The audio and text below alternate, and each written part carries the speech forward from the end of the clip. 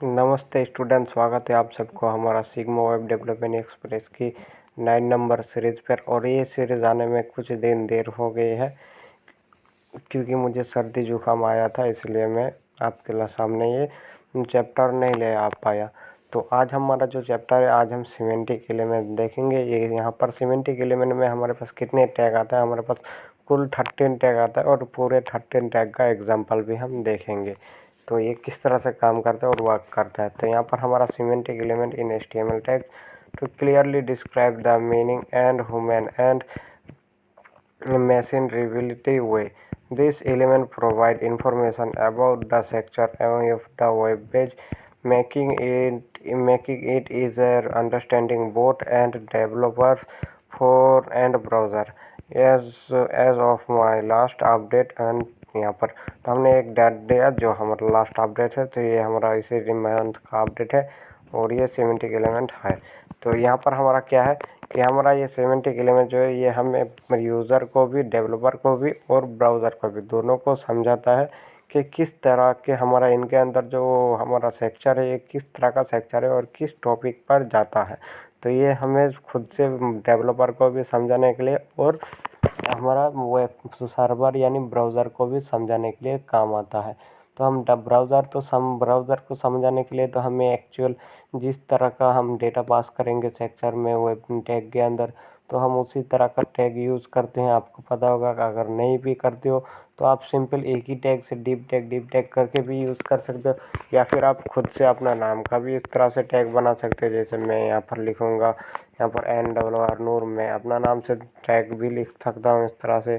तो hello world HELLOW और WORLD world, आप इस तरह से भी नूर नाम से टैग बना सकते हो। कोई भी प्रॉब्लम नहीं, आप अपने नाम से भी बना सकते हो, इसको CSS में मैनेज कर सकते हो। तो ये हमारा एक्चुअल सही नहीं है, ब्राउज़र ये समझ में नहीं पाएगा कि ये कौन सा टैग है।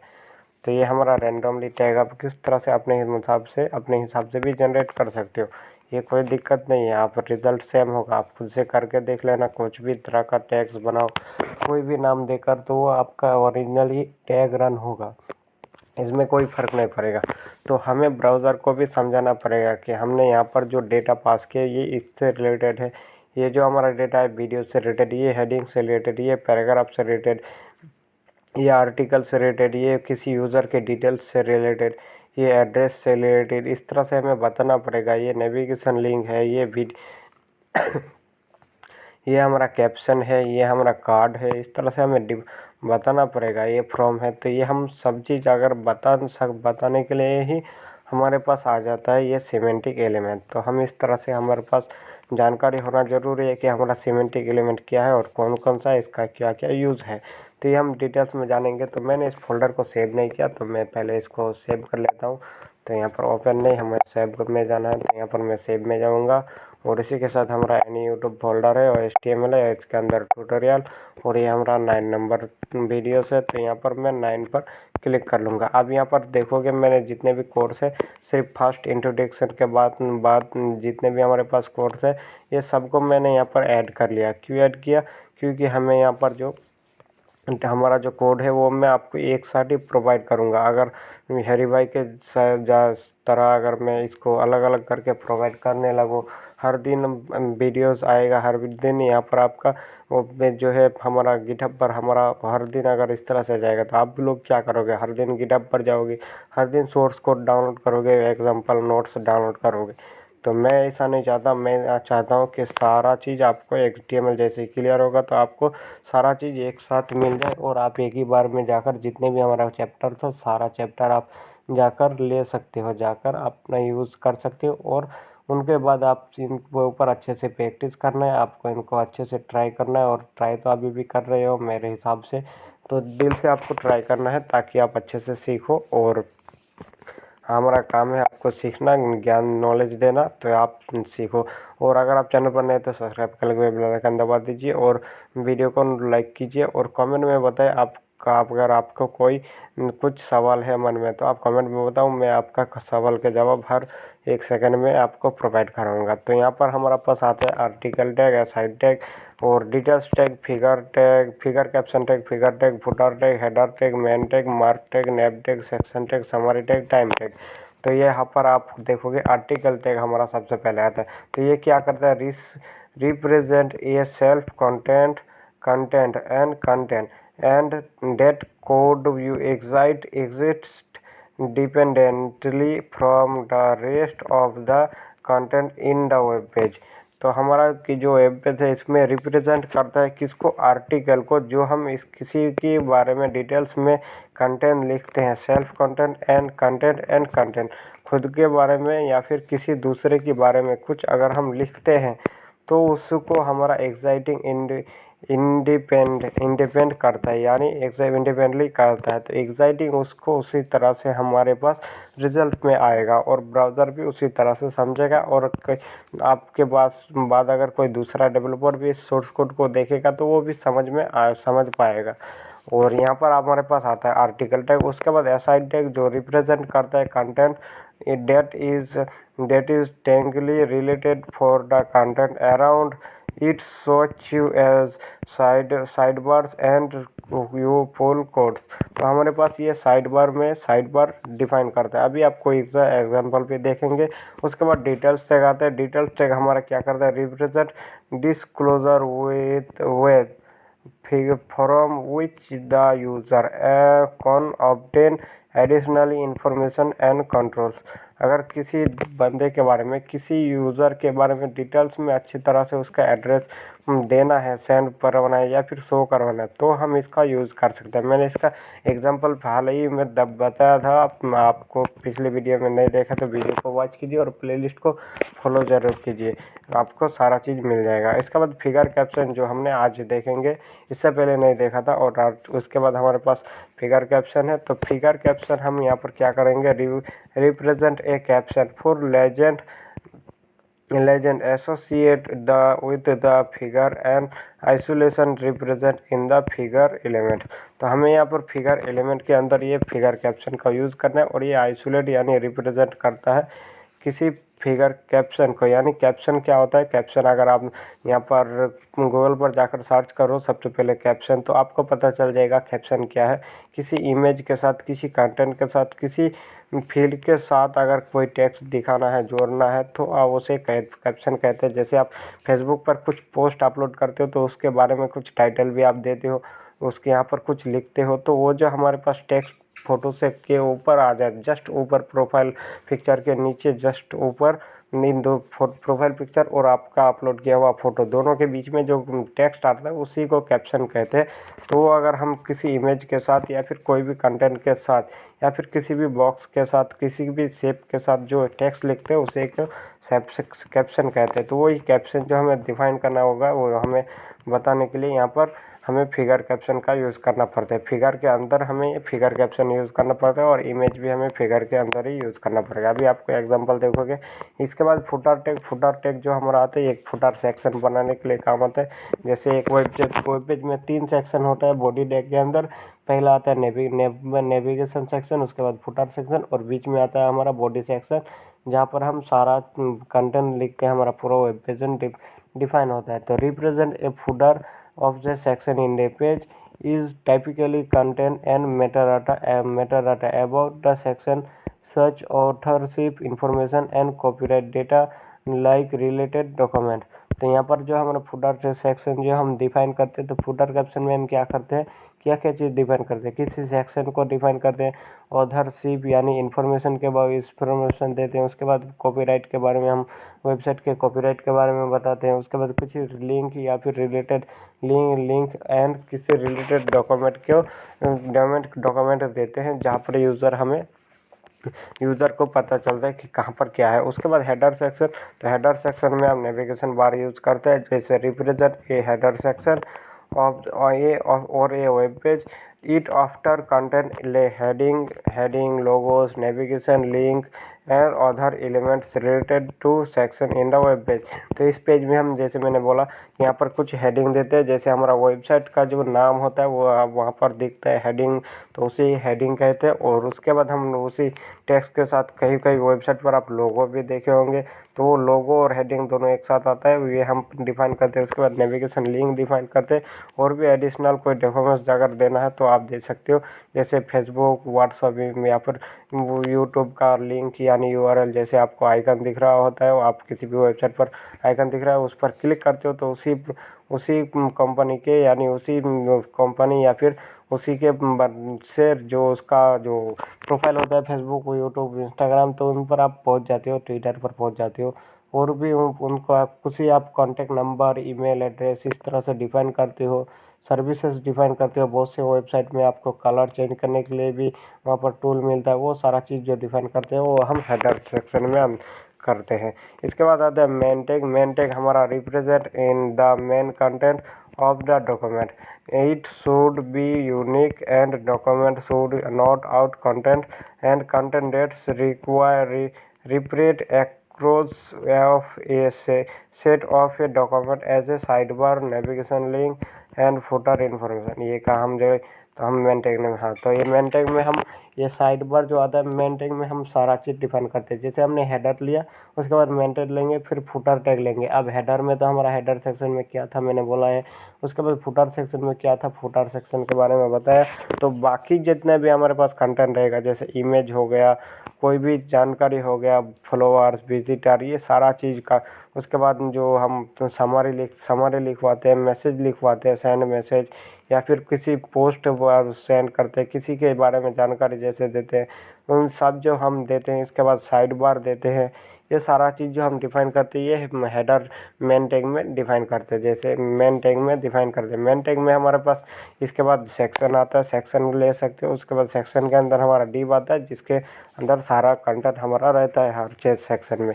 इसके बाद यहाँ पर मार्क टैग आता है। मार्क टैग को मैंने दिखाया था आपको कि किसी भी टेक्स्ट को हमें मार्क करवाने के लिए ये हम मार्क टैग का यूज़ करते हैं। उसके बाद नेम टैग, अभी हमने देखा है हेडर के अंदर हमें नेम टैग यूज़ करना पड़ेगा अगर नेविगेशन बार क्रिएट करने के लिए।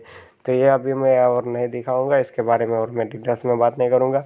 अभी इसका एग्जांपल देखेंगे। उसके बाद सेक्शन टैग, तो सेक्शन टैग भी मैंने बोला है कि मेन टैग के अंदर हमें सेक्शन टैग चाहिए।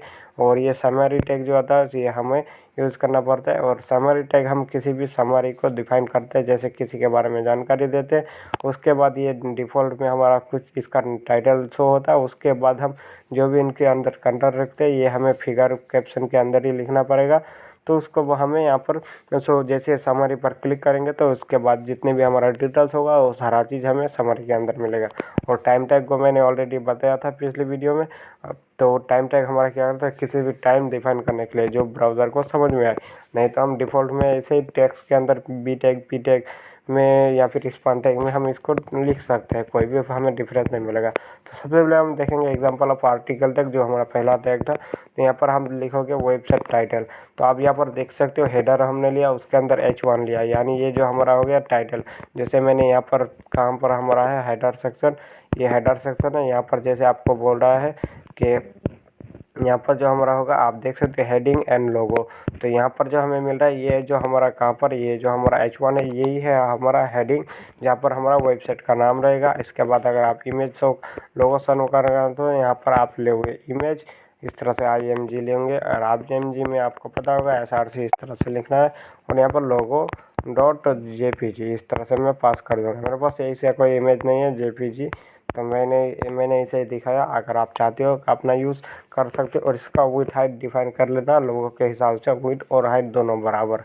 तो यहाँ पर आ जाएगा हमारा लोगो इन दोनों को से। और उसके बाद यहाँ पर हमारे पास आ जाएगा, उसके बाद ये आप देख सकते हो नेम टैग। और नेम टैग के अंदर हमें UL यानी लिस्ट बनाना पड़ेगा। नेविगेशन लिस्ट होता है, नेविगेशन एक लिस्ट होता है, तो हमें UL और LI पास करना पड़ेगा नेविगेशन लिस्ट के लिए। यहाँ पर होम, अबाउट, कंटेंट इस तरह से आपको पास है। और ये हज का सिंबल इसलिए हमने यूज़ किया क्या कि हमारा अगर इस नेविगेशन लिंक पर जो कोई क्लिक करेगा तो वहाँ पर किसी को जगह पर नहीं पहुँचना है, उसको वहीं पर रह जाना है, इसलिए हमने हाज का यूज़ किया। अगर आप चाहो तो दूसरे किसी लिंक भी पास कर सकते हो, यूट्यूब, फेसबुक, गूगल या फिर कोई भी वेबसाइट का, अमेजन, फ्लिपकार्ट, किसी का भी आप लिंक यहाँ पर पास करके देख सकते हो। आप जैसे क्लिक करोगे विजिट कर जाओगे उसी जगह पे। इसके बाद यहाँ पर हमारे पास हेडर के बाद आता है मेन टैग। जैसे मैंने देखा था, बोला था कि हमें हेडर के बाद मेन लेना पड़ेगा, उसके बाद फुटर, तो मेन टैग हमने लिया और इसके अंदर हमने आर्टिकल लिखा तो आर्टिकल हमने लिया और आर्टिकल का हमारा यहाँ पर HTML में हमने इसका टाइटल पास कर दिया। ये हमारा आर्टिकल का टाइटल हो गया। इसके बाद पब्लिश यहाँ पर पी टैग में हमने लिया पब्लिश ऑन, यहाँ पर हमने कब पब्लिश किया ये हमने डिफाइन किया और ब्राउज़र का हमने यहाँ पर टाइम टैग के मदद से बता दिया है कि यहाँ पर इस तारीख को हमने ये पब्लिश किया है। और यहाँ पर अक्टूबर, इसका बाद हमारे पास जो डेट है ये हमने अब बताया है कि यहाँ पर हमारा जो ये तारीख है, डेट है, ये 12 महीना है, यानी 10वां महीना हमारे पास अक्टूबर और तारीख 12 और 2023 को हमने इसका अपलोड किया। अब उसके बाद किसने अपडेट किया? By John due. यहाँ पर हमने जो टाइम जिसने पब्लिश किया उसका नाम दे दिया और इसके बाद यहाँ पर आर्टिकल क्या है ये हमने आर्टिकल में यहाँ पर डिफाइन कर दिया। अब आर्टिकल टैग हमारा बंद हो गया। अभी भी हमारे पास मेन टैग बाकी है। मेन टैग में है हमारा सारा पूरा वेब पेज रहेगा और इसके बाद यहाँ पर एसआई टैग लिया और एसआई टैग में यहाँ पर रिलेटेड आर्टिकल यहाँ पर यूएल में आपने लिस्ट लिया और यहाँ पर अब यहाँ पर हमने ये आर्टिकल तो दिया है, इससे रिलेटेड हमारे पास और भी हमारे वेबसाइट पर आर्टिकल है तो उसको हमने यहाँ पर रिलेटेड आर्टिकल यहाँ पे H3 पास किया और यूएल में इस तरह से LI पास करें, आर्टिकल 1, आर्टिकल 2, आर्टिकल 3 और रिलेटेड जो पेज होगा आर्टिकल का उसका लिंक यहाँ पर पास कर देंगे। यहाँ पर हमारा मेन टैग बटन, अब यहाँ पर फुटर टैग और फुटर टैग के अंदर पी और यहाँ पर हमने एन कॉपी ली। यहाँ पर एन कॉपी ये एंटाइटीज़ है, इसके बारे में भी हम देखेंगे नेक्स्ट वीडियो में। और यहाँ पर मैं इसी के साथ इसके बारे में जानकारी देने के साथ साथ आपको 150 एंटाइटीज़ भी आपको मैं दूंगा। यहाँ पर हरी भाई ने तो ये सारा चीज़ आपको नहीं दिया था, सिर्फ एंटाइटी के बारे में दे दिया था, 2-4 एंटाइटी दिखाया था। लेकिन यहाँ पर हमारा जो एंटाइटी है यहाँ पर हम एंटाइटी में भी दूंगा आपको, यहाँ पर एक नहीं दो नहीं पूरे 150 एंटाइटीज़ दूंगा। जो मेन एंटाइटीज़ ज़्यादा यूज़ होने वाला वही एंटाइटीज़ में दूंगा। और इसके बाद यहाँ पर हमें एंटाइटीज़ यानी ये कॉपीराइट का सिंबल आ जाएगा। यहाँ पर आप देखोगे तो यहाँ पर हम मेरे पास कॉपीराइट का सिंबल, ये जो सिंबल है यहाँ पर मिल जाएगा कुछ इस तरह से। इसके बाद 2003 और वेबसाइट का नेम यहाँ पर ऑलराइट रिजर्व, ये हमने कुछ इस तरह से डिफाइन कर दिया। और इसके ऊपर हमारा यहाँ पर लिंक भी आता है जो हमने यहाँ पर फुटर सेक्शन में आता है। जैसे अमेजन में आप देखोगे 3 सेक्शन में या 3 लाइन में अलग अलग तरह से डिफाइन होता है, वो सारा चीज़ आप कर सकते हो। इसके बाद यहाँ पर मैंने फिर से एक HTML लिया तो मैंने अलग अलग पेज को HTML 9 नंबर पार्ट का जो HTML में चैप्टर का अलग अलग फाइल नहीं बनाना चाहता था तो इसलिए मैंने एक ही फोल्डर में आप दे दिया हूँ। अब 9.1, 9A, 9B, 9C करके अलग अलग फाइल बना लीजिए क्योंकि यहाँ पर मैं अलग अलग यहाँ पर लूँगा। अब आप इस तरह से एक ही कंटेंट में यहाँ पर एक हमारा जो HTML कंटेंट यहाँ पर ख़त्म हुआ, एक यहाँ पर ख़त्म हुआ तो मैंने एक लिया, इसके बाद ये 2 लिया, इसके बाद 3 में आ गए, तीसरे में। तो आप इस तरह से मतलब तीनों को अलग अलग फोल्डर में रखो फाइल में। इसके बाद डिटेल्स टैग के बारे में यहाँ पर जानकारी लेने इसलिए यहाँ पर H1 लिया डिटेल्स टैग और यहाँ पर हमारा डिटेल्स टैग ये हमारा यूज़र के बारे में जानकारी जो था। तो यहाँ पर समरी टैग क्या करता है, जैसे मैंने बोला समरी पर क्लिक करने के बाद वो हमारा सारा डेटा शो होगा। तो यहाँ पर मैंने डिटेल्स टैग लिया और डिटेल्स टैग पहले शुरू और बंद किया, उसके अंदर हम समरी टैग का यूज़ करेंगे और समरी टैग में हमने यहाँ पर पास कर दिया क्लिक टू एक्सपेंड में लिखा। आप तो अपने हिसाब से डेटा लिखोगे जिसके बारे में, तो यहाँ पर क्लिक एंड डिटेल्स लिखो, डेटा लिखो, आप कुछ भी लिख सकते हो जो इसके बारे में आप यहाँ पर बात करेंगे उसी को यहाँ पर आपको प्रेजेंट कर देना है। यहाँ पर आप लिखोगे हेल्थ एंड वेलनेस लिख दो और उसके बाद यहाँ पर पी टैग में हेल्थ के बारे में जानकारी दे दो और उसी से रिलेटेड जो वेब पेज है उसका लिंक यहाँ पर LI में पास करते हैं एंकर टैग से। तो यहाँ पर आइटम 1, आइटम 2 और रेप, तो हेल्थ के लिए कौन कौन सा आइटम है यहाँ पर आप नाम भी पास कर सकते हो या फिर लिंक भी पास कर सकते हो। तो कोई बात नहीं, आपने ऊपर देखा है LI के अंदर किस तरह से एंकर टैग पास करना है। और यहाँ पर आ जाएंगे और उसके बाद हमारे पास फिगर टैग और फिगर टैग में IMG टैग, मैंने एक लाइव इमेज लिया है HTTPS, आप देख सकते हो मैंने इंटरनेट से उठाया है। आप अपने पास जो इमेज है उसी का पास कर दो और मैंने वही थंबनेल स्क्रीन का 400 दे दिया है। और फिगर कैप्शन में आप देखोगे इस इमेज के बाद हमारा ये टेक्स्ट आ जाएगा। तो यहाँ पर फिगर कैप्शन हमारा कुछ इस तरह से हमें कैप्शन बनाने के लिए का यूज़ होता है। तो हमने डिटेल्स टैग और फिगर कैप्शन टैग के बारे में जाना। अब यहाँ पर मेन टैग के बारे में जानते हैं। तो चलिए, हमने यहाँ पर हेडर लिया और यहाँ पर वेबसाइट हेडर, ये हमारा टाइटल होगा और ये लोगो होगा। उसके बाद name tag, UL tag, LI tag में यहाँ पर अबाउट, होम अबाउट सर्विस, और इसके बाद यहाँ पर मेन टैग लिया। अब मेन टैग के अंदर हमने क्या किया, मेन टैग अभी भी लिया और पहले भी लिया था। अब मेन टैग के अंदर हमने सेक्शन लिया था। मैंने जैसे बोला आपने को पहले ही कि हमें मेन टैग लेना पड़ेगा, उसके अंदर सेक्शन लेना पड़ेगा, उसके अंदर हमारा डिव में कंटेनर रहेगा। तो यहाँ पर सेक्शन 1 में क्या है कि हमारा अबाउट अस है, और इसके बारे में हमने जो अबाउट अस था वेबसाइट के बारे में या फिर कंपनी के बारे में कोई डिटेल्स किया। यहाँ पर रैंडम टेक्स्ट मैंने उठा लिया है, और आपको भी रैंडम टेक्स्ट अभी यूज़ करने के लिए डेमो टेक्स्ट ले सकते हो। इसके बाद यहाँ पर सर्विस 2 यानी H1 में अबाउट अस था, तो सेक्शन 2 हमने एक सेक्शन हमारा ख़त्म हुआ, जिसके बारे में जानकारी ख़त्म, सेक्शन ख़त्म। अब नए जानकारी के नए सेक्शन टैग और जी आज के अपन ने ले आवर सर्विस और ULLI। यहाँ पर आवर सर्विस क्या है, web developer, graphic designer, digital marketing, ये हमारा सर्विस है। आप चाहो तो और सेक्शन ले सकते हो। इसके बाद फुटर टैग, और फुटर टैग में भी यहाँ पर एन कॉपी, और ये जैसे था वैसे ही रहेगा। ये हमारा आ गया। अगर मैं इसको रन करूँगा तो यहाँ पर हमें क्या मिलेगा, अब आप देखोगे वेबसाइट टाइटल मिला ऊपर, ये हमने इमेज जो लिया था लोगों के लिए वो आ गया। अब यहाँ पर हमारे पास ऐसा कोई इमेज नहीं है, तो ये लोगो शो नहीं हुआ। उसके बाद होम टैग, जैसे मैं क्लिक करता हूँ तो कहीं पर नहीं जा रहा है, होम अबाउट कंटेंट। और इसके बाद यहाँ पर सिंपल आर्टिकल टैग, यहाँ पर आप देख सकते हो ऊपर आ गया article publish on the October, ये हमारा टेक्स्ट मिला। लेकिन जो डेट टाइम एट्रीब्यूट के अंदर जो डेट हमने पास किया वो हमें नज़र नहीं आया। तो वो क्यों नहीं आएगा, वो सर्वर को समझाने के लिए, ब्राउज़र को समझाने के लिए, बताने के लिए हमें वो लिखते हैं, तो ये लिखना भी ज़रूरी है। इसके बाद यहाँ पर लोरेम से हमने यहाँ पर लोरेम पास किया। अगर आप VS कोड में लोरेम 100 पास कर दोगे तो 100 आएगा, 100 वर्ड का एक रैंडम टेक्स्ट जनरेट हो जाएगा। यहाँ पर मैंने 100 नहीं लिया, यहाँ पर 50 या फिर 60 लिया था। तो ये मैंने रैंडम लिख कर और ओनली अगर रैंडम पास कर रहे हो, उन्हें लोरेम पास कर दोगे, कुछ नंबर नहीं दोगे, तो ये रैंडमली खुद से जितना हो मर्जी टेक्स्ट जनरेट कर देगा। ये हमारा आ गया। और उसके बाद यहाँ पर रिलेटेड आर्टिकल, यहाँ पर जैसे मैंने देखा था रिलेटेड आर्टिकल, तो ये इस आर्टिकल से रिलेटेड अगर हमारे पास कोई आर्टिकल, तो यहाँ पर हमें आर्टिकल 1, आर्टिकल 2, 3 इस तरह से पास करना पड़ेगा। और ये हमारा जो एक HTML ख़त्म, कॉपीराइट का सिंबल, ये हमारा आ गया 2023। अब डिटेल्स एक डिटेल्स एलिमेंट एग्जाम्पल, और यहाँ पर हमने डिटेल्स में देखा था। अब यहाँ पर हमारा नीचे कैप्शन आ गया, इमेज के नीचे यहाँ पर this is caption describe in on the example image, तो ये हमारा आ गया। अब अगर मैं कैप्शन डिटेल्स से यानी फिगर कैप्शन को ऊपर लेता तो हमारा इमेज के ऊपर आ जाता।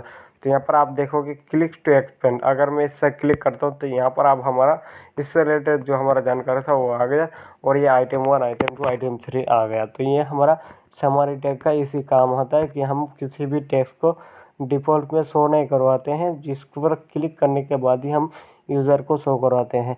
और इसी से रिलेटेड आपको प्रोजेक्ट भी मिलेगा। जैसे हमारा HTML सीरीज़ ख़त्म होगा तो मैं आपको वो 1 नहीं 2 नहीं 5 प्रोजेक्ट दूंगा जो आपको कंप्लीट करना है और उसको मुझे देना है।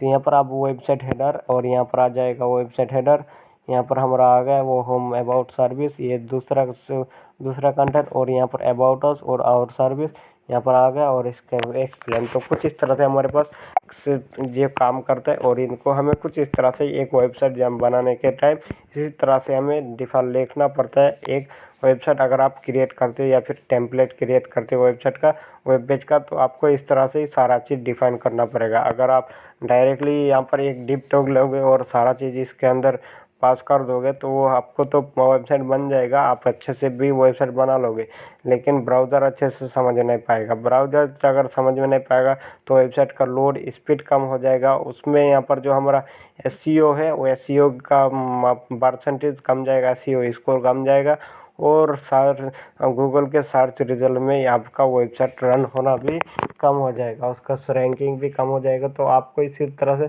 सारा चीज़ पास करते हो। अगर यहाँ पर मैं हेडर या फिर आप देख सकते हमने यहाँ पर मेन टैग लिया और सेक्शन 1 सेक्शन 2 पास किया, तो यहाँ पर हमने अगर इस सेक्शन 1 सेक्शन 2 ना लेकर डायरेक्ट डिव टैग लेंगे तो यहाँ पर क्या होगा, ब्राउज़र ये समझ में नहीं पाएगा कि यहाँ पर जो हमारा जानकारी किसके रिलेटेड है। अगर यहाँ पर मेरा जैसे वेलकम टू आवर वेबसाइट, तो यहाँ पर अगर गूगल पर कोई welcome to our website search करेगा तो यहाँ पर अगर डिव टैग होगा तो वो ब्राउज़र पढ़ नहीं पाएगा कि वेलकम टू आवर सर्विस क्या है, तो ये हमारा वेबसाइट क्या है, तो ये ब्राउज़र हमारा वेबसाइट उस रिज़ल्ट में शो नहीं करवाएगा। अगर यहाँ पर मैं सेक्शन में पास करूँगा वेलकम टू आवर वेबसाइट, तो ये हमारा जो टेक्स्ट इसी टेक्स्ट हमारा वेबसाइट पर रन करवाया जाएगा। और एक मैं एग्जांपल बताऊँगा, तो यहाँ पर हम डिटेल्स में जाएंगे, डिटेल्स टैग में और डिटेल्स टैग मैंने, इसके बाद यहाँ पर आ जाएंगे हम तो हमारा आर्टिकल टैग में।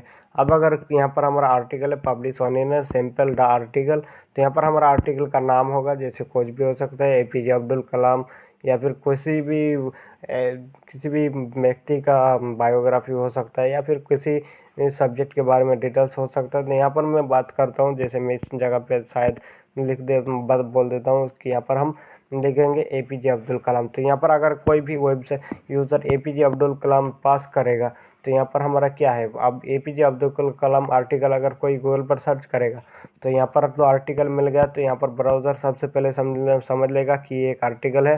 तो यहाँ पर एपीजे अब्दुल कलाम है कि नहीं, ब्राउज़र ये चेक करेगा। यहाँ पर अगर मिल जाएगा एपीजे अब्दुल कलाम टाइटल में, तो यहाँ पर इस टाइटल को, ये हमारा वेब पेज कहाँ पर आ जाएगा, वेब गूगल के सर्च लिस्ट में आ जाएगा और वहाँ पर सर्च लिस्ट में, यहाँ पर सर्च में आ जाएगा। अब यहाँ पर जैसे सर्च करेगा कोई तो ये हमारा सर्च लिस्ट में आएगा। अब यूज़र क्लिक करेगा, हमारा वेबसाइट पर विजिट करेगा और ये आर्टिकल पढ़ने लगेगा। अगर यहाँ पर ऐसा नहीं होता, अगर आप डीप टैग लोगे तो ये ब्राउज़र तो ये टेक्स्ट तो समझ में आ जाएगा, simple this is APJ Abdul Kalam, लेकिन इसके ये क्या है, एक आर्टिकल है या पैराग्राफ है या कोई डिटेल्स टैग है या फिर कोई नेम शो करवाया है, क्या हम यहाँ पर ये लिख रहे हैं, ये तो ब्राउज़र को पता नहीं होगा। तो ब्राउज़र एसईओ नहीं कर पाएगा और ये चेक नहीं कर पाएगा, ब्राउज़र पढ़ नहीं पाएगा, ब्राउज़र चेक नहीं कर पाएगा, तो हमारा वेबसाइट का सर्च रिजल्ट में भी आना कम हो जाएगा और धीरे धीरे और भी डाउन हो जाएगा।